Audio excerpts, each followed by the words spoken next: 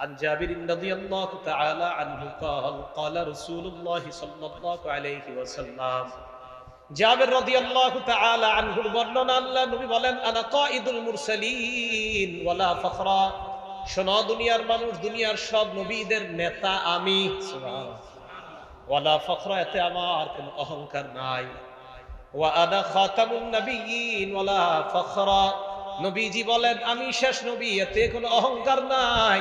ওয়া আনা শাফিউ ওয়া মুশাফফা, কিয়ামতের ময়দানে আমি সুপারিশ করব আর আমার সুপারিশ আল্লাহ কবুল করবেন। ওয়ালা ফখরা, এতে আমার কোনো অহংকার নাই। তাহলে বলেন তো আমাদের নবী শেষ নবী? সবাই বলেন আমাদের নবী, আমাদের নবী। হ্যাঁ, এটা খুব বেশি বলতে হবে, কারণ আছে, অনেক কারণ। বলেন আমাদের নবী তো রাসূল আকরাম সাল্লাল্লাহু আলাইহি সাল্লাম শেষ নবী, আর উনি দুনিয়াতে আসাটাই কিয়ামত খুব নিকটে, আর কিয়ামত বাকি নাই। আস্তে আস্তে আমরা সামনে আগাই। দেখেন সূরা আহজাব 40 নম্বর আয়াতে আল্লাহ বলেন মা কানা মুহাম্মাদুন আবা আহাদিম মির রিজালিকুম, মুহাম্মদ সাল্লাল্লাহু আলাইহি ওয়াসাল্লাম তোমাদের কারো পুরুষের পিতা নন, ওয়ালাকির রাসূলুল্লাহ, তিনি আল্লাহর রাসূল, খাতামান নবিয়্যিন, তিনি হলেন শেষ নবী। বলেন আমাদের নবী যে শেষ নবী, এই ঘোষণাটা কার? সূরা আহজাবের 40 নম্বর আয়াতে আল্লাহ বলেন মুহাম্মদ সাল্লাল্লাহু আলাইহি ওয়াসাল্লাম শেষ নবী। তাহলে আমাদের নবীর পর যদি কেউ বলে আমি আরেকটা নবী, এমন দাবি যদি করে, বুঝতে হবে এটা নবী না, এটা ভণ্ড প্রতারক। আমাদের নবীর পরে নবী নাই, এটা আল্লাহ বলে দিয়েছেন। এবার বুখারী শরীফের একটা হাদিস শুনেন, 3535 মানে 3535 নম্বর হাদিস। এই হাদিসের বর্ণনাকারী আবু হুরায়রা রাদিয়াল্লাহু তাআলা আনহু। عن أبي هريرة رضي الله تعالى عنه قال قال رسول الله صلى الله عليه وسلم, আবু হুরায়রা রাদিয়াল্লাহু তাআলা আনহুর বর্ণনা, আল্লাহ নবী বলেন শোনো তোমরা, ইন্না মাসালি ওয়া মাসালাল আম্বিয়া কামাসালি রাজুলিন বানা বাইতা, আমার দৃষ্টান্ত আর আমার পূর্ববর্তী নবীদের দৃষ্টান্ত এমন ব্যক্তির মতো, যেই ব্যক্তি বানা বাইতান, একটা ঘর বানিয়েছে, ফাজমালাহু ওয়া আহসানা, ঘরটা বড় চমৎকার বানিয়েছে, সুন্দরভাবে সাজিয়েছেন। এতটুকু বাংলা বুঝছেন? এক ব্যক্তি একটা ঘর বানিয়েছে, ঘরটা খুব সুন্দরভাবে সাজিয়েছে, বড় চমৎকার, দৃষ্টিনন্দন করে ঘরটা সাজিয়েছে। সাজানোর পর ইল্লা মাউদি আলাবিনাতিন ফি জাবিয়া, একটা ইটের জায়গা ফাঁকা আছে, একটা ইটের জায়গা ফাঁকা, পুরো সুন্দর ঘরটা, কিন্তু একটা ইটের জায়গা বাকি আছে। তাহলে বলেন তো সৌন্দর্য কি পূর্ণতা রইল না একটু বাকি আছে? মানে অনেক সুন্দর, এত সুন্দর, কিন্তু একটা ইট কেন জানি লাগায় নাই। ফাজাআলান নাস ইয়াতুফুনা বিহি, জনগণ এটা দেখতে আসছে, আসার পর চারপাশে হাঁটতেছে জনগণ, হাঁটে আর কয় ওয়াজাবুনা লাহু, আশ্চর্য হয়, ওয়ায়াকুলুনা, আর বলে আল্লাহ উদিআত হাদিহিল লাবিনা, আহা এত সুন্দর ঘরটা আর একটা ইট কেন লাগানো হইল না? সবাই খালি এটা করে। আবার বলছি, নবী সাল্লাল্লাহু আলাইহি সাল্লাম বলেন আমার আর পূর্ববর্তী নবীদের দৃষ্টান্ত এমন ব্যক্তির মতো, যে ব্যক্তি একটা ঘর বানিয়েছে, এত সুন্দর একটা ঘর, যেই ঘরের আশেপাশে জনগণ আইসা এটাকে ঘুরে আর আশ্চর্য হয় যে এত সুন্দর একটা ঘর, এই ঘরের একটা জায়গা, ইটের জায়গা কেন ফাঁকা রাখা হইলো, এটা এখনো কেন লাগানো হয় না? এতটুকু বুঝছেন সবাই? তাহলে বলেন তো ইটটা লাগাইলে সৌন্দর্যতা কমবে না বাড়বে? আবার বলেন বাড়বে না কমবে? ক্বালা ফাআনাল লাবিনা, আল্লাহ নবী বলেন ফাআনাল লাবিনা, যেই ইটটা লাগানো হয় নাই, আমি হলাম সেই ইট। নবীজি বলেন আমি হলাম সেই ইট। ওয়া খাতামুন নবিয়্যিন, এই হাদিসে খাতিমুন নবিয়্যিন, ওয়া আনা খাতিমুন নবিয়্যিন, আমি শেষ নবী। ইমাম বুখারী অধ্যায় কায়েম করেছে বাবু খাতিমিন নবী সাল্লাল্লাহু আলাইহি সাল্লাম। আল্লাহ নবী বলেন আমি শেষ নবী। আল্লাহ পাক আদম নবীর মাধ্যমে একটা ঘর সাজিয়েছেন, বানাইতে বানাইতে ঈসা নবীর মাধ্যমে ঘরটা মোটামুটি আল্লাহ বানাইছেন। এত সুন্দর করে ঘরটা বানিয়েছেন, একটা ইটের জায়গা ফাঁকা রাখছেন, ওই ইটের শূন্যতা পূরণ করার জন্য আমি মুহাম্মদ সাল্লাল্লাহু আলাইহি ওয়াসাল্লামকে আল্লাহ শেষ নবী হিসাবে দুনিয়ায় পাঠিয়ে দেন। মনে থাকবেনি কথাটা? এই পিছনে কথা কয় বাচ্চারা তো। রাসূল আকরাম সাল্লাল্লাহু আলাইহি সাল্লাম বললেন আমি শেষ নবী, আমার পরে আর কোনো নবী নাই। তাহলে আমাদের নবীর পরে আর কোনো নবী নাই, এটা কি আমাদের মুখের কথা না কোরআন হাদিসের কথা? আল্লাহ এই কথাগুলো আমাদেরকে বিশ্বাস করে পূর্ণ ঈমান যেন আমরা নিয়ে বাঁচতে পারি, আল্লাহ তৌফিক দান করেন। তিরমিজি শরীফের 2231 2219 2219 নাম্বার হাদিস, 2219 নাম্বার হাদিস। এই হাদিসের বর্ণনাকারী সাহাবা হযরত সাওবান রাদিয়াল্লাহু তাআলা আনহু। এই সাওবান রাদিয়াল্লাহু তাআলা আনহু বলেন, আন সাওবান রাদিয়াল্লাহু তাআলা আনহু قال قال رسول الله صلى الله عليه وسلم। সাওবান রাদিয়াল্লাহু তাআলা আনহুর বর্ণনা, আল্লাহ নবী বলেন, লা তাকুমুস সাআ হাত্তা তালহাকা কাবাইলু মিন উম্মতি বিল মুশরিকিনা ওয়া হাত্তা ইয়াবুদুল আওসান। আল্লাহ নবী বলেন, কিয়ামত ততক্ষণ সংগঠিত হবে না যতক্ষণ আমার উম্মতের একদল মানুষ মুশরিকদের সাথে মিলিত না হয়ে মূর্তি পূজা না করবে, ততক্ষণ কিয়ামত হবে না। এর মানে হাদিস বোঝা যায়, আল্লাহ নবী বলেন আমার উম্মতের একদল মানুষ মুশরিকদের সাথে মিলিত হয়ে মূর্তি পূজায় লিপ্ত হবে। কি পূজায়? কাদের সাথে মিলিত হয়ে? মুশরিক, যারা শিরিক করে। তাহলে মুসলমান বুঝবেন, মুসলমান হওয়ার পরেও যদি কেউ মুশরিকদের সাথে গিয়া মূর্তি পূজায় লিপ্ত হয়, আমরা আশ্চর্য হই না। কেন হই না জানেন? কারণ এরা যখন এই অনুষ্ঠানে যায় তখন আমার নবীর কথার সত্যতা আরো বেশি ভাবে বেড়ে যায়। নবী বলছে তোমাদের মধ্যে এরকম একদল লোক হবে আর তোমরা ওই দল। তো নবীজি এই হাদিসের শেষে বলেন আরেকটা কথা তোমরা শোনো, ওয়ান্নাহু সায়াকুনু ফি আখিরি উম্মতি 30 কাযাবুন। আমার উম্মতের শেষ জামানায় 30 জন মিথ্যাবাদীর আবির্ভাব ঘটবে। বলেন কয়জন? কুল্লুহুম ইয়াজউমু আন্নাহু নাবিয়্যুন, সবাই দাবি করবে আমি নবী। আমার উম্মতের শেষ জামানায় 30 জন লোক এমন হবে, প্রত্যেকেই দাবি করবে আমি নবী। নবীজি বলেন শোনো তোমরা, ওয়া আনা খাতামুন নাবিয়্যিন লা নাবিয়্যা বাদি, আমি শেষ নবী, আমার পরে আর কোনো নবী নাই। আজকে থেকে মনে রাখবেন, বাংলাদেশ বলেন, ভারত বলেন, পাকিস্তান বলেন, মিশর বলেন, সৌদি আরব বলেন, সারা পৃথিবীর কোন মানুষ যখন দাবি করে আমি নবী, আমি শেষ নবী, এই দাবি করার পর তাদেরকে জানায়া দিবেন আমার নবী বলছে 30 জন মিথ্যাবাদী হবে, তুমি হলো ওই 30 জনের একজন, আর তোমার এই দাবি করাতে আমাদের তেমন কিছু আসে যায় না। হ্যাঁ, তুমি মিথ্যা নবুয়ত দাবি করার কারণে আমার নবীর কথার সত্যতা প্রমাণ হয়ে যায়, আর এটাও প্রমাণ হয় আমার নবীর পরে দুনিয়াতে আর কোন নবী আল্লাহ পাঠাবে না। তাহলে আমাদের নবীর পরে আর কোন নবী দুনিয়াতে আসবে না, কারণ শেষ নবী বইলে গেছে। শোনো, 30 জন মানুষ এমন হবে যারা মিথ্যাবাদী নিজেদেরকে নবী দাবি করবে। তাহলে এই মিথ্যাবাদীরা যখন নবুয়ত দাবি করবে তখন আরো প্রমাণ হবে যে আমাদের নবী শেষ নবী, কারণ তার সব কথা সত্যে প্রমাণিত হচ্ছে। আমাদের নবী শেষ নবী, এই কথা কি বুঝে আসছে সবার? তাহলে নবীজি শেষ নবী, আর ওনার পরে এরকম মিথ্যাবাদী নবুয়ত দাবিদার হবে, এইগুলা কিয়ামতের আলামত হবে। তাহলে বলেন তো, এইগুলা যখন প্রকাশ পায় তখন আমার নবীর কথার সত্যতা বাড়ে না কমে? এই নবী তো এইগুলা বলে গেছে। তিরমিজি শরীফের 3731 নাম্বার হাদিস। এই হাদিসের বর্ণনাকারী সাদ ইবনে আবি ওয়াক্কাস রাদিয়াল্লাহু তাআলা আনহু। এই সাদ ইবনে আবি ওয়াক্কাস রাদিয়াল্লাহু তাআলা আনহু বলেন, আন্না রাসূলুল্লাহ সাল্লাল্লাহু আলাইহি ওয়াসাল্লাম قال لعلي بن ابي طالب رضي الله تعالى عنه انت مني بمنزله هارون من موسى। আল্লাহ নবী হযরতে আলী কে বললেন, আলী, মুসা নবীর কাছে হারুন নবীর যেমন অবস্থান আমার কাছেও তোমার তেমন অবস্থান। সুবহানাল্লাহ। মুসা নবীর কাছে হারুন নবীর যেমন অবস্থান, আলী তুমিও আমার কাছে তেমন অবস্থান। একটু মন দিয়ে বুঝেন তো, মুসা উনি কি আল্লাহর নবী ছিলেন? সবাই বলেন উনি আল্লাহর নবী ছিলেন। হারুন আলাইহিস সালাতু ওয়াস সালাম উনি আল্লাহর নবী ছিলেন। তাহলে মুসা নবীও আল্লাহর নবী, হারুন নবীও আল্লাহর।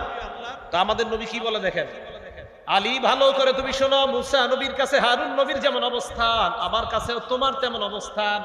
তো কি হইলো কথাটা? মুসা নবী তো নবী, হারুন নবী আমাদের নবী, আলী। তাহলে হাদিস মিললো? কয় না, সবাই কয় না। বিসমিল্লাহ, মন দিয়ে শোনেন, কারণ এই হাদিস দিয়ে আপনাদেরকে ধোঁকা দেয় অনেকে।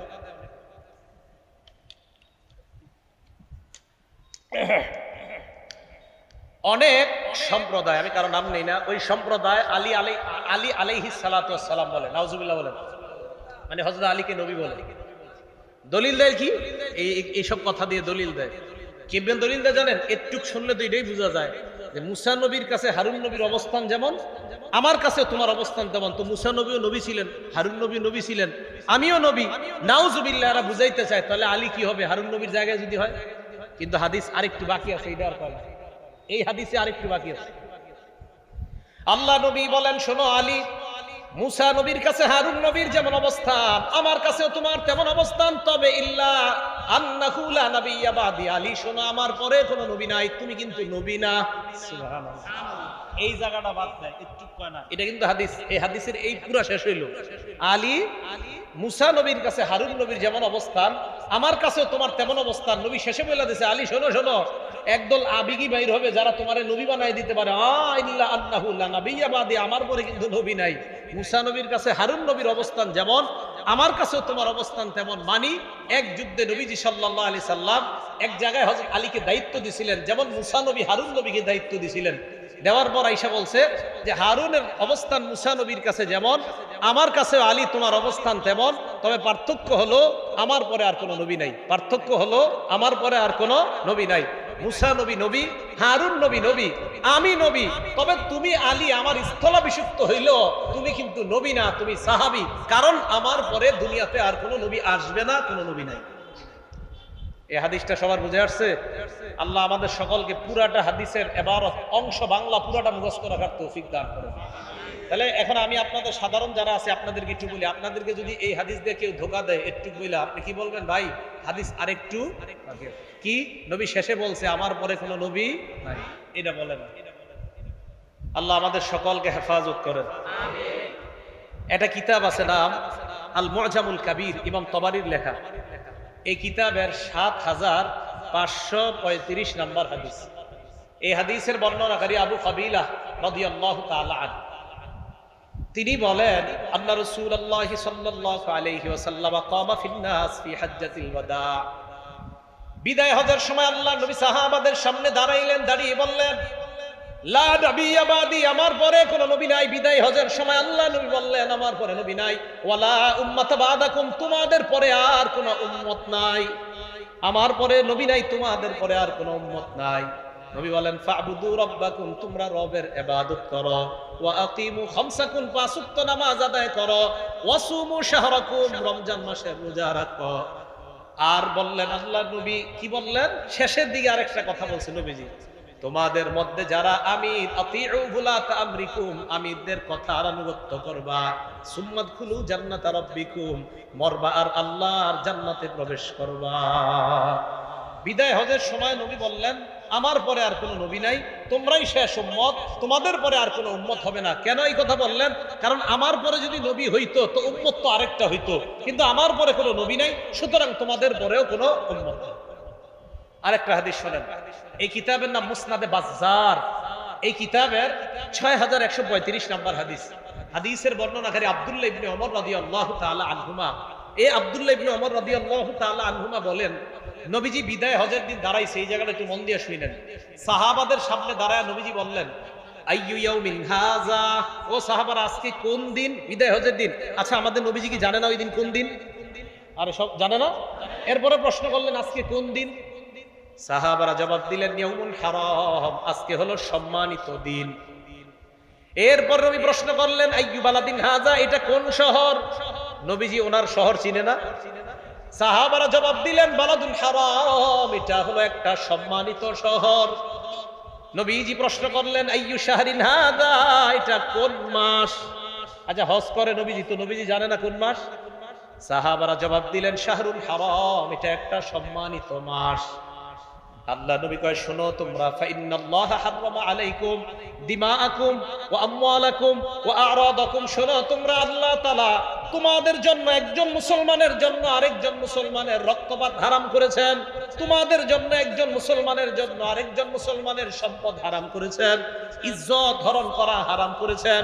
যেমন এই মাস হারাম, এই শহর হারাম, আজকের দিন যেমন হারাম, একটা মুসলমানের সম্মান আরেক মুসলমানের কাছে তেমন হারাম। হারাম মানে হলো সম্মানিত। কোন মুসলমান কোন মুসলমানের সম্পদ লুণ্ঠন করতে পারে না, কোন মুসলমান কোন মুসলমানের ইজ্জত হরণ করতে পারে না, কোন মুসলমান কোন মুসলমানের রক্তপাত ঘটাইতে পারে না। এরপর নবী বললেন শোনো তোমরা, লিউবাল্লিগ শাহিদুকুম গায়বাকুম, আমি বিদায় হজে যেই কথাগুলা বলতেছি আমার কথাগুলা অনুপস্থিত মানুষদেরকে জানায়া দিবা। তোমরা যারা আছো আমার কথাগুলা যারা নাই তাদেরকে জানাইবা। হাদিস শেষ হয় নাই। আচ্ছা, একটু বলার পরে নবীজি দেখেন গুরুত্ব সহকারে বলে, শোনো শোনো, তোমরা যারা উপস্থিত অনুপস্থিত মানুষদেরকে জানাই দিবা। কি জানাইবা? আমার এই সব কথাগুলা জানাইবা, আর গুরুত্ব সহকারে এটাও জানাইবা কি, লা নাবিয়্যা বাদি, আমার পরে আর কোনো নবী নাই, ওয়ালা উম্মাতা বাদাকুম, তোমাদের পরে আর কোনো উম্মত নাই। এই কথাটাও সবাইরে জানাইবা, আমার পরে কোনো নবী নাই, আমার পরে তোমাদের পরে কোনো উম্মত নাই। তাহলে বলেন তো, আমাদের নবী শেষ নবী, আমাদের নবী আমরা শেষ উম্মত, আমাদের নবী শেষ নবী আমরা। হ্যাঁ, এই জায়গায় এটাও বলবেন আমরা শেষ উম্মত। এটা যদি না বলেন তাহলে অনেকে ধোঁকা দিবে। যদি উম্মত আরো হয় তো নবী আরো হবে। এই জন্য শেষ নবী, আমরা শেষ উম্মত। বুখারী শরীফের 3455 নাম্বার হাদিস, 3455 নাম্বার হাদিস। এই হাদিসেরটা কেন শোনাইতেছি মন দিয়ে শুনেন তো। নবী যেহেতু নাই, তাহলে নবীওয়ালা কাজ কারা করবে? নবী তো নাই, আরে কি নাই? তো নবীর পরে এই যে উম্মত, এত উম্মত দুনিয়াতে, এই উম্মতদেরকে ইসলাম শিখানো দরকার আছে না? দিন শিখানো দরকার আছে না? এবং রাষ্ট্র পরিচালনার জন্য নেতা দরকার আছে না? হ্যাঁ, বুখারী শরীফের 3455 নাম্বার হাদিসটা শুনেন। এই হাদিসের বর্ণনাকারী আবু হাযিম উনি বলেন, ক্বাআতু আবু হুরায়রা রাদিয়াল্লাহু তাআলা আনহু 5 সিনিন। আল্লাহর নবীর সাহাবা আবু হুরায়রার মজলিসে আমি 5 বছর বসলাম। আবু হুরায়রা রাদিয়াল্লাহু তাআলা আনহুকে আমি বলতে শুনলাম, আল্লাহ নবী বলেন, কানাত বানু ইসরাঈল তাসুসুহুমুল আম্বিয়া। বনি ইসরাইলের মাঝে একের পর এক নবী আসতো, তারাই নেতৃত্ব দিত, তারাই দ্বীনের কাজ করত। এরপরে নবীজি বলেন, শোনো তোমরা, কুল্লামা হালাকা নাবিয়্যুন খলাফাহু নাবিয়্যুন। বনি ইসরাইলের এক নবী দুনিয়া থেকে বিদায় নেওয়ার পর আল্লাহ সাথে সাথে আরেক নবী পাঠায়া দিতেন। এই হাদিস দ্বারা আমাকে আপনাকে ধোঁকা দিতে পারে, নবী পাঠানোর পর, নবী বিদায় নেওয়ার পর আরেক নবী আল্লাহ পাঠা দেয়।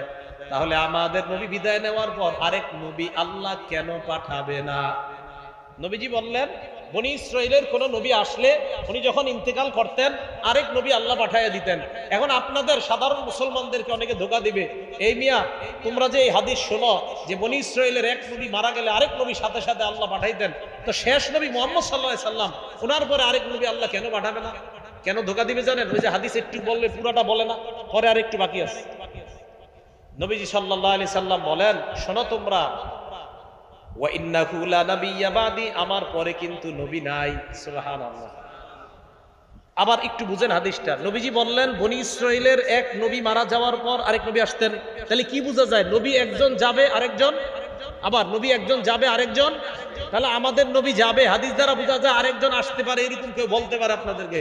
নবী কয়, সাবধান, লা নাবিয়্যা বাদি, আমার পরে নবী নাই, আমার পরে আর কেউ আসবে না। তাহলে হুজুর কি আসবে আপনার পরে? নবীজি বললেন, সায়াকুনু খুলাফা ফায়াকসুরুনা, আমার পরে আসবে খলিফা। সুবহানাল্লাহ। বলেন, নবীর পরে কি আসবে? সাহাবারা বললেন, ফামা তা'মুরুনা, হুজুর খলিফা আসলে আমরা কি করব বলেন? আল্লাহ নবী বললেন, ফুবাইয়াতাল বিবাইয়াতিল আউয়াল ফাল আউয়াল, এক খলিফার পর আরেক খলিফার কাছে তোমরা বায়াত হবা। এক খলিফার পর আরেক খলিফার কাছে তোমরা বায়াত হবা, জনপ্রতিনিধিদের কাছে তোমরা বায়াত হবা। আতুহুম হাক্কাহুম, তাদের হক তোমরা আদায় করবা। ফাইন্নাল্লাহা সাইলুহুম আম্মা ইস্তারআহুম, শোনো তোমরা, যত প্রতিনিধি দুনিয়াতে আল্লাহ পাঠায়, প্রত্যেক প্রতিনিধিদেরকে তাদের হকের ব্যাপারে আল্লাহ প্রশ্ন করবে, কাউকে আল্লাহ ছাড় দিবে না। যত প্রতিনিধি দুনিয়াতে আল্লাহ পাঠাইছেন, সমস্ত প্রতিনিধিদেরকে আল্লাহ জনগণের ব্যাপারে এবং তাদের হক আদায় করছে কিনা এই ব্যাপারে আল্লাহ জিজ্ঞাসা করবেন। আর নবী আমাদেরকে বলছেন, শোনো, তোমাদের প্রতিনিধি যারা হবে তাদের হক তোমরা আদায় করো, আর তারা যদি হক না আদায় করে তো আল্লাহর কাছে ধরা পড়ে। তাহলে নবীদের পরে কি আমাদের নবীর পরে নবী আসবে না খলিফা? আবার আমাদের নবী শেষ নবী, ওনার পরে কি আর নবী আসবে না খলিফা? মাশাআল্লাহ। বলেন, বনি ইসরাইলের এক নবী চলে যাওয়ার পর খলিফা আসে না নবী আসে? আর আমাদের নবী দুনিয়া থেকে বিদায় নেওয়ার পর নবী আসে না খলিফা? বুঝছেন তো ভাই? তাহলে শেষ নবী দুনিয়াতে আসাটাই এটা কিয়ামতের আলামত। এবার আপনারা বলেন, সাধারণরা, আলেমরা বলা দরকার নাই, আমাদের নবী শেষ নবী, আমাদের নবী আমরা, আমাদের নবী আমরা। মাশাআল্লাহ। যদি কথা বুঝেন তাহলে আলহামদুলিল্লাহ, তাহলে অন্যরা আপনাদেরকে ধোঁকা দিতে পারবে না। এবার আরেকটা হাদিস শুনেন। রাসূল আকরাম সাল্লাল্লাহু আলাইহি সাল্লাম একের পর এক এই বর্ণনাগুলো দিলেন যে আমি দুনিয়াতে আসাটা কিয়ামত খুব কাছে, এটা মনে রাখবেন। সহিহ বুখারীর 5231 নাম্বার হাদিস। এই হাদিসের মধ্যে আসছে ক্বালা রাসূলুল্লাহ সাল্লাল্লাহু আলাইহি ওয়াসাল্লাম, আল্লাহ নবী বলেন ইন্না মিন আশরাতিস সাআ আইয়ুরফাআল ইলমু ওয়া ইয়াসবুতাল জাহলু। নবীজি বলেন কিয়ামতের আলামতের মধ্যে এটা একটা আলামত, বিদ্যা উঠিয়ে নেওয়া হবে, ধর্মীয় বিদ্যা উঠিয়ে নেওয়া হবে। ওয়া ইয়াসবুতাল জাহলু, মূর্খতা সমাজের মধ্যে ছড়িয়ে পড়বে, বিদ্যা উঠিয়ে নেওয়া হবে। তাহলে কিয়ামতের আলামতের মধ্যে এটা একটা আলামত, বিদ্যা উঠিয়ে নেওয়া হবে, মূর্খতা সমাজের মধ্যে ছড়ায় পড়বে। আর কি? নবীজি বলেন ওয়ায়াজহারুজ জিনা, জিনা ব্যাপক আকার রূপ ধারণ করবে। ওয়ায়ুশরাবাল খামরু, মদ পান করা হবে। ওয়ায়াকিল্লার রিজাল, পুরুষের সংখ্যা কমবে। ওয়াতাকসুরান নিসা, নারীর সংখ্যা বাড়বে। নবীজি বলেন কিয়ামতের আলামতের মধ্যে এটা একটা এলেম উঠে যাবে, মূর্খতা ছড়িয়ে পড়বে। এখন আপনারা যারা আজকে সকাল থেকে একটু পড়াশোনা কইরা রাত্রে মাগরিবের নামাজে গিয়ে ইমাম সাহেবের ভুল ধরেন, আপনাদেরকে দেখলে আমি আশ্চর্য হই না। কিন্তু আমি কি হই না? আশ্চর্য হই না। কেন হই না জানেন? কারণ নবীজি সাল্লাল্লাহু আলাইহি সাল্লামের কথা প্রমাণিত হয় আপনাদের মতো লোকদেরকে দেখে। সকাল থেকে একটু পড়াশোনা শুরু করছে, আজকে সকাল থেকে উনি খুব পড়তেছে, আজকে অমুক অমুকরে ফলো করে আজকে সকাল থেকে। পড়ার পর মাগরিবের নামাজ আইছে কোনো মতে, আইসা কয় হুজুর কি নামাজ পড়ান এতদিন, সব তো ভুল। বেচারা 20 বছর ইমামতি করে, এখন আসছে উনি শাইখুল হাদিস এক মাদ্রাসার 20 বছর ইমাম, আপনাদের মসজিদের আমার খতিব, বুখারী পড়ায় 20 বছর। ওনারা এসে বলতেছে আপনার নামাজ তো সব ভুল। আজকে সকাল থেকে উনি পড়াশোনা শুরু করছে।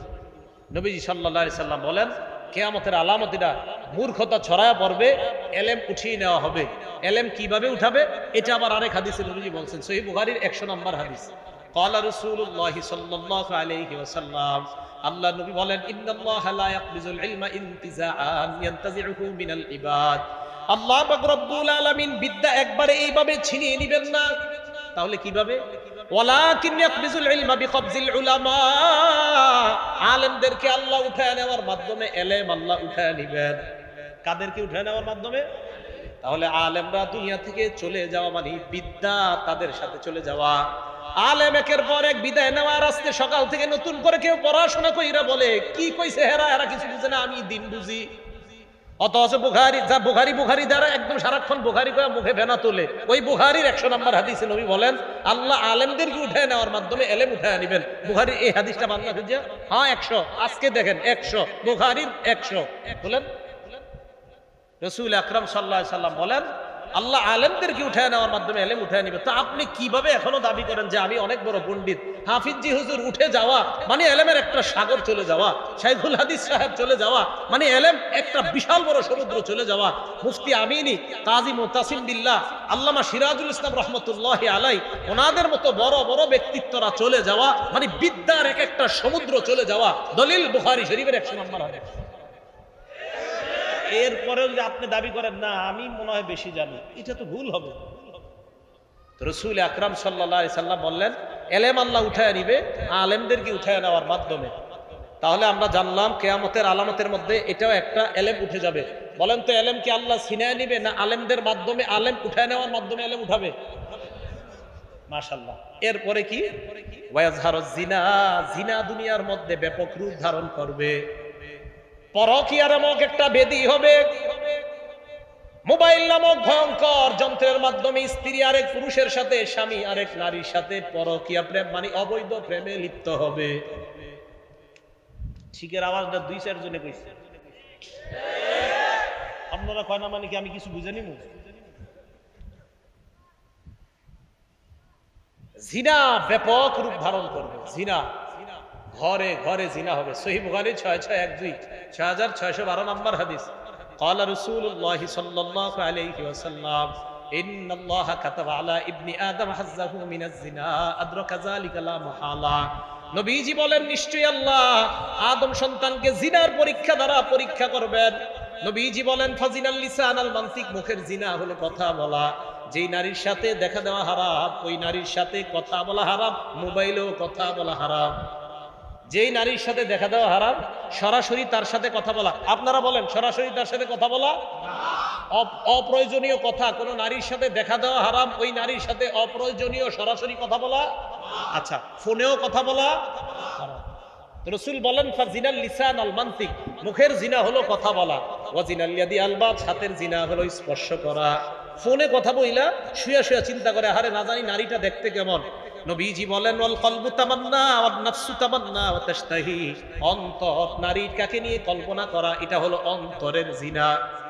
এটা কিসের জিনা? অন্তরের। যুবক ভাইরা পড়াশোনা করে, মা বাবা কোনো খোঁজ নেয় না, দরজাটা লাগায় ঘরের ভিতরে যে কি করে মা বাবা একটু খোঁজ নেয় না।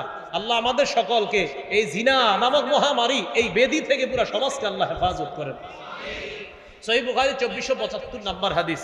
এই হাদিসের মধ্যে রাসূল আকরাম সাল্লাল্লাহু আলাইহি সাল্লাম বলেন, ক্বালা রাসূলুল্লাহ সাল্লাল্লাহু আলাইহি ওয়াসাল্লাম লা ইয়াজনি যানি হিনা ইয়াজনি ওয়া হুয়া মুমিন, জিনাকারী ব্যভিচারকারী ব্যক্তি যখন ব্যভিচার করে তখন তার ঈমান থাকে না।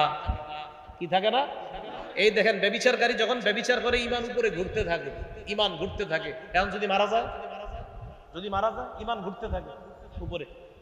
ওয়ালা ইয়াসরিকু সারিকু হিনা ইয়াসরিকু ওয়া হুয়া মুমিন, চোর যখন চুরি করে ঈমান সাথে থাকে না, উপরে ঘুরে।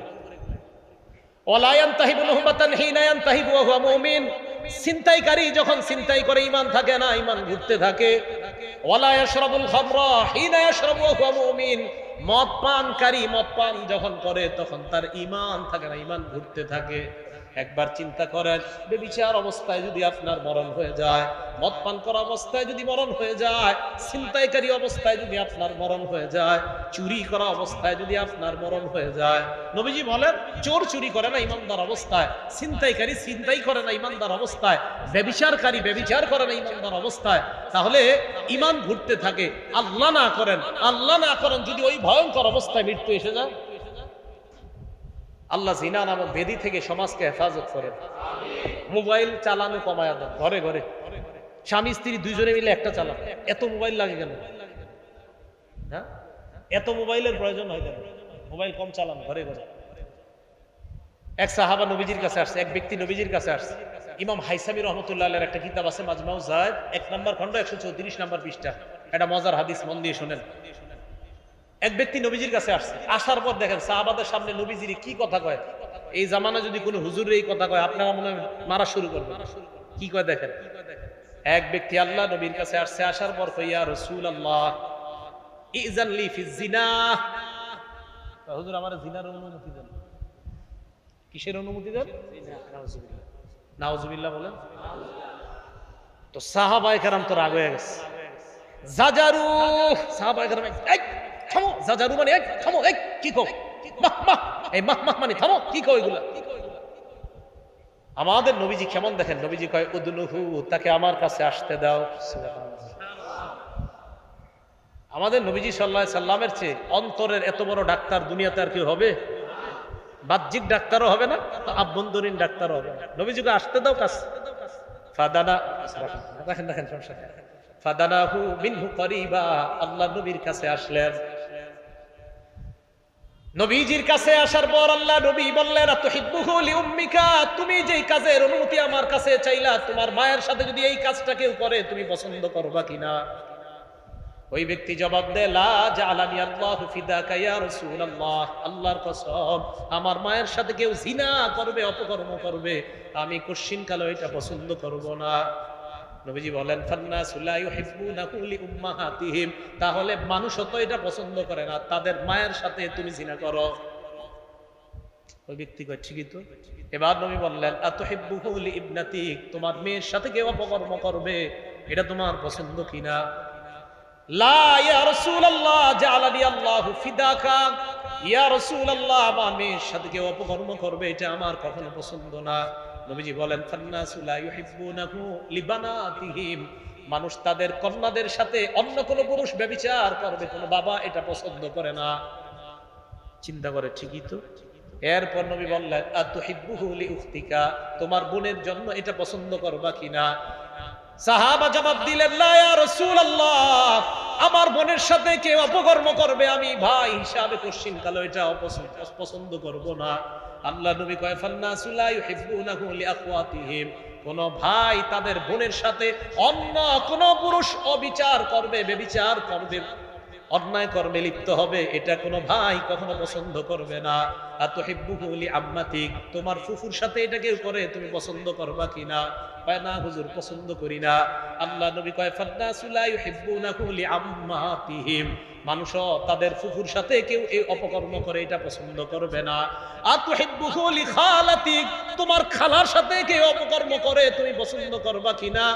ওই ব্যক্তি জবাব দিল ইয়া রাসূলুল্লাহ, না, এটা কোশ্চিনকালেও পছন্দ করব না। আল্লাহ নবী বলেন ফান্নাসু লা ইউহিব্বুনাহু লিখালাতিহিম, মানুষ তাদের খালার সাথে এই অপকর্ম কেউ করবে এটা পছন্দ করবে না। এবার আল্লাহ নবী কি করলেন দেখেন, নবী যে এইভাবে মাথায় হাত রাখলেন, এইভাবে শরীরে হাত রাইখা বললেন আল্লাহুম্মা গফির যামবা, আল্লাহ তার গুনাহগুলো আপনি মাফ করে দেন। ওয়া তাহির কলবা, তার অন্তরটা আপনি পবিত্র বানায়া দেন। ওয়া হাসিন ফারজা, মাবুদ তার লজ্জাস্থানকে আপনি হেফাজত করেন। আমি নবী দোয়া করে দিলাম। সাহাবারা বলেন ফাজালা যালিকাল ফাতা লাম ইয়াকুন ইয়ালতাফিত ইলা শাইইন, এই দোয়া করার পর থেকে ওই যুবক অন্য কোন নারীর দিকে তাকানো দূরের কথা, এইভাবে কোন জিনিসের দিকে আর কখনো তাকাইতেন না। নারী তো দূরে, এমনি কারো দিকে তাকাবে এরকমও করতেন না, সবসময় নিচে। ভাই কি শিখতে পারলাম? তাহলে যেই জিনিসের দিকে তাকাইলে আমাদের ভিতরে জিনা নামক ভয়ঙ্কর ব্যাধি, এটার সম্ভাবনা হবে এই সমস্ত জিনিসের দিকে না তাকানো। আল্লাহ আমাদের সকলকে বুঝার তৌফিক দান করেন। ভাই সবার কথাগুলো কি মনে থাকবে ইনশাআল্লাহ? সহিহ বুখারী হাদিস নাম্বার 55905590 নাম্বার হাদিস। সাল্লাল্লাহু আলাইহি সাল্লাম বলেন, কি বলে দেখেন, শোনার পর দেখবেন এই সমাজে এগুলো আছে কিনা। قال رسول الله صلى الله عليه وسلم لا يكونن من امتي اقوام يستحلون الحر والحرير والخمر والمعازف, নবীজি বলেন আমার উম্মতের মাঝে এমন কিছু সম্প্রদায় ঘটবে, এমন কিছু মানুষের আবির্ভাব ঘটবে যারা জিনা করা হালাল মনে করবে। জিনা করা হালাল, বলেন সবাই কি মনে করবে? হালাল। আপনারা মনে করেন হুজুর না, আমরা তো কেউ হালাল মনে করি না। ওই যে মোবাইলের যেই কথাগুলো বললাম, এই যে কানের জিনা, মুখের জিনা, জবানের জিনা, এই তো আপনি হালাল মনে করতেছেন। আপনি তো ভাবতেছেন এটা কিছুই না। আপনি 5 ওয়াক্ত নামাজ পড়েন, আবার অবৈধভাবে যার সাথে কথা বলা হারাম তার সাথে অপ্রয়োজনীয় কথা বলতেছেন, এই তো আপনি ব্যভিচারকে হালাল মনে করছেন। ওয়াল হারিরা, পুরুষরা রেশমের পোশাককে হালাল মনে করবে, রেশমের পোশাক পুরুষের জন্য হারাম। ওয়াল খামরা, মদ পান পুরুষরা হালাল মনে করবে। ওয়াল মাআজিফ, মাআজিফের অনুবাদ করব, ঢোল তবলা বাদ্যযন্ত্রকে মানুষ হালাল মনে করবে। বলেন কি বলছি? ঢোল তবলা বাদ্যযন্ত্রকে মানুষ কি মনে করবে? আজকে থেকে আমার বাংলাটা সুন্দরভাবে শোনেন। এই মাইকের সামনে বসে যদি কেউ বলে হুজুররা ঢোল তবলা আর গান হারাম, এই কথা কোথায় পাইছে, এই কথা বলার সাথে সাথে বলবেন আপনি এটা বলাতে আমাদের নবীজির কথার প্রতি আমাদের ঈমান আরো বেড়ে গেছে। বলবে কেন বাড়ছে? বলবেন আমাদের নবী বলছে এক জাতীয় লোক ঢোল তবলা গান বাদ্যকে হালাল বলবে, অতএব আপনি যেহেতু বলছেন আমাদের নবীর কথার সত্যতা হয়ে গেছে, তাই আপনি এটা বলাতে আমাদের কিছু আসে যায় না। মনে থাকবেনি?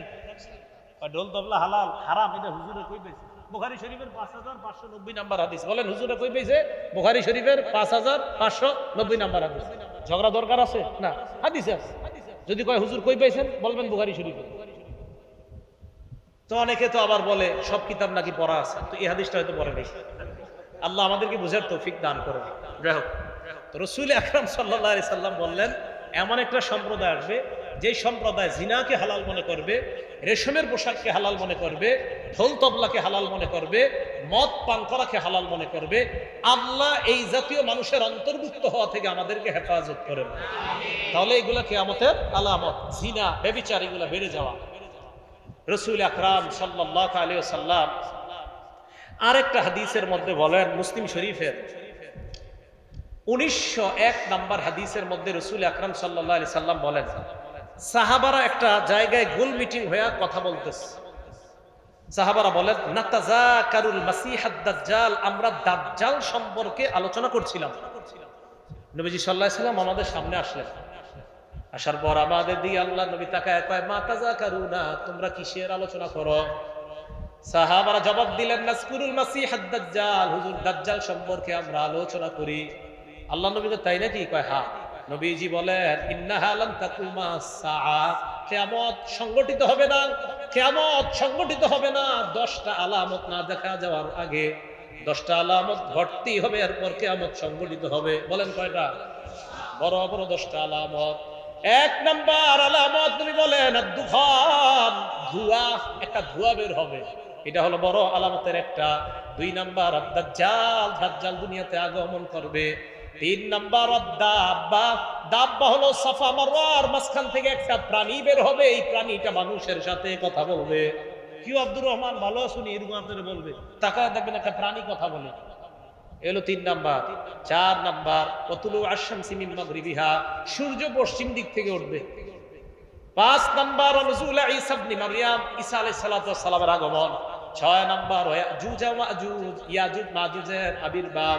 7, 8, 9 নাম্বার ওয়াসালাসাতা খুসুফ, 3টা বড় ভূমিকম্প হবে।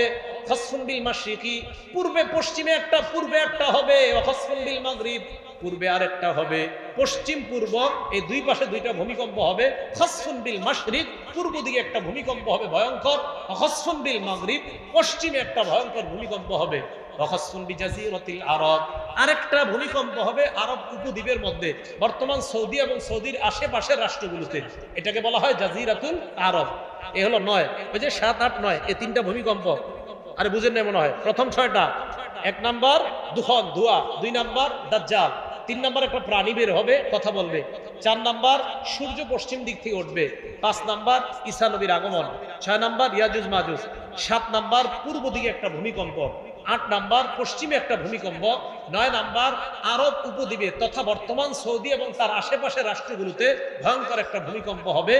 10 নাম্বার নবীজি বললেন আখির জালিকা নারুন, সর্বশেষ আলামতটা হবে একটা আগুন বের হবে। তাহশুরুন নাসা মিনাল মাগরিবি ইলাল মাশরিক, মিনাল মাশরিকি ইলাল মিনাল মাগরিবি ইলাল হাশ। নবীজি সাল্লাল্লাহু আলাইহি সাল্লাম বলেন মানুষগুলাকে টানতে টানতে, নবীজি সাল্লাল্লাহু মিনাল ইয়ামানি ইলাল হাশ, তাহশুরুন নাস মিনাল ইয়ামানি ইলাল হাশ, ইয়ামান থেকে মানুষগুলাকে ধাক্কাইতে ধাক্কাইতে, এটা হলো একটা। আরেকটা তাতরুদুন নাস, মানুষকে ধাক্কাইতে ধাক্কাইতে ইলা মাহশারিহিম, কিয়ামতের ময়দানে উপস্থিত করবে। কিয়ামতের ময়দানে, হাসরের মাঠে উপস্থিত করবে। তাহলে একটা আগুন বের হবে, যে আগুনটা মানুষকে ধাক্কাইতে ধাক্কাইতে, মানুষকে নিতে নিতে কিয়ামতের মাঠে উপস্থিত করবে। এই 10টা কথা নবীজি বললেন। এর মধ্যে 2য় নাম্বার একটা আলামতের কথা বললেন, দাজ্জাল। বলেন কি বলছেন? দাজ্জাল এটা একটা ভয়ঙ্কর প্রাণী হবে। মুসলিম শরীফের 1946 নাম্বার হাদিসের মধ্যে রাসূল আকরাম সাল্লাল্লাহু আলাইহি সাল্লাম বলেন মা বাইনা খালকি আদম ইলা কিয়ামিস সাআহ, আদম নবী থেকে নিয়ে কিয়ামত পর্যন্ত, আদম নবী থেকে নিয়ে কিয়ামত পর্যন্ত খালকুন আকবারু মিনাদ দাজ্জাল। নবীজি সাল্লাল্লাহু আলাইহি সাল্লাম বলেন দাজ্জালের চেয়ে এত ভয়ঙ্কর সৃষ্টি আর নাই। আদম নবী থেকে কিয়ামত পর্যন্ত যত সৃষ্টি আছে এর মধ্যে দাজ্জালের চেয়ে ভয়ঙ্কর সৃষ্টি নাই। এটা হবে সবচেয়ে ভয়ঙ্কর সৃষ্টি। কে? দাজ্জাল। মুসলিম শরীফের 1937 নাম্বার হাদিস। এই হাদিসে সাহাবারা বললেন হুজুর কাম লুবসুহু ফিল আরদ, মা লুবসুহু ফিল আরদ, দাজ্জাল দুনিয়াতে থাকবে কয়দিন? নবীজি বললেন আরবাউনা ইয়াওমান, 40 দিন থাকবে। কয়দিন? 40 দিন। প্রথম দিন, দ্বিতীয় দিন আর তৃতীয় দিনটা একটু শোনেন। নবীজি বললেন ইয়াউমুন কাসানা, প্রথম দিনটা হবে 1 বছরের সমান। দাজ্জালের প্রথম দিন হবে। ওয়ায়াউমুন কাশাহরিন, দ্বিতীয় দিন হবে 1 মাসের সমান। ওয়ায়াউমুন কাজুমআতিন, তৃতীয় দিনটা হবে 7 দিনের সমান। ওয়াসাইরু আইয়ামিহি কাআইয়ামিকুম, বাকি 37 দিন হবে তোমাদের দিনের মতো 24 ঘন্টা। বলেন তো দাজ্জাল কয় দিনের জন্য আসবে? প্রথম দিন কয় বছরের সমান? দ্বিতীয় দিন 1 মাস, তৃতীয় দিন 1 সপ্তাহ, বাকি 37 দিন আমাদের মতো।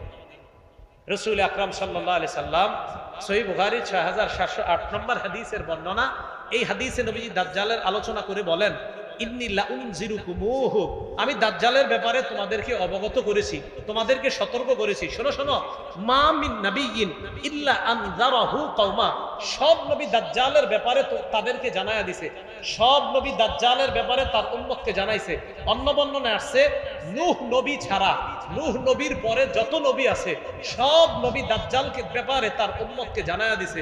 আমাদের নবী বলেন শোনো তোমরা আমার কথা ভালো করে, আমি তোমাদেরকে এমন একটা বিষয় দাজ্জালের ব্যাপারে বলবো, সাকুলু লাকুম কাওলান ফিহি লাম ইয়াকুলহু নাবিয়্যুন, আমি তোমাদেরকে দাজ্জালের ব্যাপারে এমন একটা কথা বলবো যেই কথাটা আমি ছাড়া আর কোনো নবী বলে নাই। আবার বলছি, সব নবী তার সম্প্রদায়কে দাজ্জালের ব্যাপারে জানাইছে, আমি তোমাদেরকে দাজ্জালের ব্যাপারে এমন একটা কথা বলবো যে কথাটা কোনো নবী বলেন। আপনাদের শুনতে মন চায়নি কথাটা? নবীজি বললেন ইন্নাহু আওয়ার, দাজ্জাল হবে কানা, ওয়ালাইসা আল্লাহু আওয়ার, আল্লাহ কানা না। দাজ্জাল আইসা বলবে আমি খোদা, আমি আল্লাহ। শোনো তোমরা, তোমাদের রব কানা না, দাজ্জাল কানা হবে। যেই মাত্র কানা দাজ্জালকে ঈমানদার দেখবে, দেখে বলে ফেলবে আমাদের রব অন্ধ নয়, আমাদের নবী আমাদের রব কানা হতেই পারে না। তুই যেহেতু কানা, তুই যেহেতু অন্ধ, তোর দাবি প্রমাণ করে তুই হলি আমার নবীর হাদিস অনুযায়ী তুই হলি কানা দাজ্জাল। তাহলে রব কখনো অন্ধ হয় না, রব কখনো কানা হয় না। নবীজি কয় দাজ্জাল হবে কানা, আর রব কখনো এই গুণে গুণান্বিতই হতে পারে না। রব যিনি হবে তিনি আবার কানা হয় কিভাবে? দাজ্জাল কানা। দাজ্জাল বলবে আমি রব, তাহলে বলেন তো রব বললেও কাজ হবে না, কারণ সে হবে কি কানা। তাহলে এই হাদিস এটা বললেন। আম্মা জান আয়েশা বলেন শোনো, দাজ্জাল এত ভয়ঙ্কর একটা প্রাণী।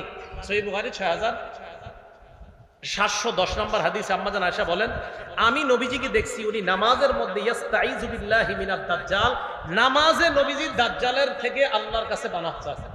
কোথায়? হ্যাঁ, সালাম ফিরানোর আগে আল্লাহুম্মা ইন্নী আউযু বিকা মিন আযাবিল কবরি ওয়া আউযু বিকা মিন ফিতনাতিল মাসিহিদ দাজ্জাল ওয়া আউযু বিকা মিন ফিতনাতিল মাহইয়া ওয়া ফিতনাতিল মামাত আল্লাহুম্মা ইন্নী আউযু বিকা মিনাল মাসামি ওয়াল মাগরাম। আসসালামু আলাইকুম ওয়া রাহমাতুল্লাহ। আসসালামু আলাইকুম। যাই হোক, আপনারা পারেন না বাংলা, কিন্তু আবার কুয়ে লেন, ঠিক আছে? পারেন না, দরকারও নাই। রাসূল আকরাম সাল্লাল্লাহু আলাইহি সাল্লাম নামাজে আল্লাহর কাছে দাজ্জালের ফিতনা থেকে পানাহ চাইতেন। তাহলে বলেন তো, নামাজে নবীজি দাজ্জালের ফিতনা থেকে পানাহ চাইতেন, তাহলে দাজ্জাল এটা হবে কিয়ামতের একটা ভয়ঙ্কর আলামত। আর নবীও বলছে এটার চেয়ে ভয়ঙ্কর সৃষ্টি আর দুনিয়াতে নাই। তাহলে এই আলামতগুলা প্রাথমিকভাবে যেইগুলা জিনা, ব্যভিচার, গান, বাদ্য, ঢোল, তবলা, আমাদের নবী দুনিয়াতে আগমন করা, মানুষ রেশমের পোশাককে হালাল মনে করা, ইত্যাদি আলামতগুলা কি ঘটবে না ঘটতেছে? ঘটতেছে। আর ওই যে আলামতগুলা দাজ্জাল, ইমাম মাহদি আর ইয়াজুজ মাজুজ, এগুলা ভবিষ্যতে আসবে, এটাও নবীজি হাদিসে জানায়া দিয়েছেন। আল্লাহ পাক রব্বুল আলামিন আমাদের সকলকে কিয়ামতের যে আলামতগুলা ঘটতেছে, এই আলামতগুলা যেন আমার আপনার দ্বারা না ঘটে। জিনা নামক ভয়ঙ্কর আলামত, গান, বাদ্য, রেশমের পোশাক, এইগুলো যেন আমাদের দ্বারা না ঘটে, এই গুনাহ থেকে যেন আমরা বেঁচে থাকতে পারি, আল্লাহ তৌফিক দান করেন। আর শেষ নবী মুহাম্মদ সাল্লাল্লাহু আলাইহি সাল্লাম এই আকীদা খুব বেশি বেশি প্রচার করা, সব জায়গায় প্রচার করা এবং সামান্য কোনো সন্দেহ না রাখা। আল্লাহ পাক রব্বুল আলামিন আমাদের সকলকে যে কথাগুলো বললাম শুনলাম, ঈমান আকীদা হেফাজত করে যেন কবরে যাইতে পারি, আল্লাহ তৌফিক দান করেন। আমিন।